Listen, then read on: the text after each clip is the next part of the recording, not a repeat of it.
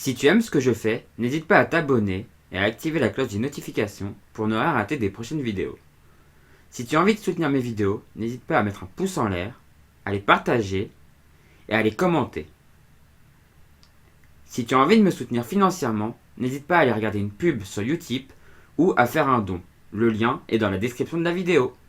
Sur ce, bon visionnage. Kojiro est né le 8 mai 1967 à Tokyo. Tout petit, il rêve d'aventure et voulait explorer le monde par les océans. Il commence la voile très tard au lycée, en naviguant très rarement.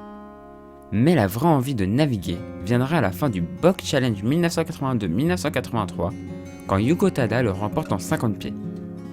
Kojiro rencontre Yuko à Tokyo et devient son préparateur. C'est lui qui lui apprendra à naviguer et à régater. Pendant 6 ans, Kojiro naviguera et apprendra énormément de choses jusqu'à ce que celui qui l'appelle encore aujourd'hui son maître ne se donne la mort à Sydney. Après ce fait marquant dans sa vie, Kojiro ramènera le bateau de Yuko au Japon et le renommera Spirit of Yuko. À partir de ce jour-là, tous ces bateaux porteront ce nom en hommage à son maître. Pendant l'hiver 1993-1994, Kojiro se lance à la barre de son bateau dans un défi, un tour du monde en solitaire sans escale. L'objectif, être le plus jeune à le réaliser. Kojiro a alors 26 ans. Il réussit son défi et se fait du coup remarquer par de grands noms de la course au large comme Bruno Perron. C'est comme ça, par exemple, qu'il se fait embarquer sur le catamaran Explorer pour le record du Pacifique Nord. Record qu'ils obtiendront. En 2002, il reprend le départ d'un tour du monde, mais cette fois-ci avec escale et en course. Il prend le départ de l'Around Alone en 40 pieds. Il finira à la 2e place de l'épreuve. En 2006-2007, il réitère mais cette fois-ci en 60 pieds. Et la course s'appelle désormais la Velux 5 Océans. Il finit encore à la 2e place. En 2008, il rembarque en maxi catamaran mais cette fois-ci sur le Gitana pour refaire le record de la traversée du Pacifique Nord en tant que régleur. Il battra le record pour la 2e fois de sa carrière. En 2014 et 2015, il emmène sur l'Oshima Challenge 4 orphelins. En 2014, il est aussi skipper d'un équipage qui tourne un documentaire.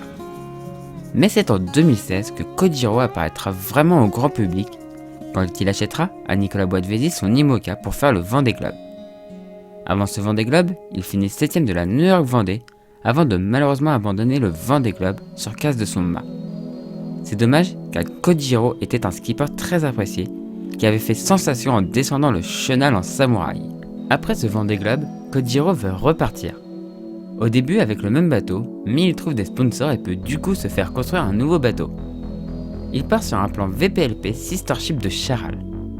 Pendant la construction, il réalise des relations publiques avec son ancien bateau au Japon. Le nouveau bateau est mis à l'eau en 2019. La première année est une année d'entraînement, hors course, d'adaptation au foil et au vol. Il apprend à connaître son bateau. En 2020, il devait faire le programme IMOCA, mais la crise du Covid a fait qu'il a couru comme les autres seulement la Vendée Arctique les Sables. Il la terminera à la 10e place. Vous me direz, il y a énormément de trous dans ton récit. Et vous auriez totalement raison. Les années où il ne naviguait pas, il est passé à faire des raids, des voyages et des aventures à travers le monde. Il a notamment participé à l'Eco Challenge en Colombie-Britannique en 1996, au tournoi Red Growers en 1997, ou encore à la Camel Trophy Tonga Samoa en 2000. Kojiro part donc sur un bateau super performant, de base, capable sur le papier d'aller très vite. Il commence en plus à bien le connaître, car malgré le peu de courses réalisées, le nombre de milles parcourus peut être assez élevé. Kojiro part pour une course où il espère bien finir, mais part aussi pour l'aventure et être le premier japonais à finir le Vendée Globe, après avoir été le premier à en prendre le départ en 2016. Kojiro, au-dessus des objectifs sportifs, veut surtout finir pour rendre hommage à Yuko. Il joue donc surtout sur la fiabilité plutôt que la performance. J'espère vraiment qu'il pourra boucler la boucle, ça serait complètement mérité. Dans tous les cas, on le suivra lui et les autres sur cette chaîne.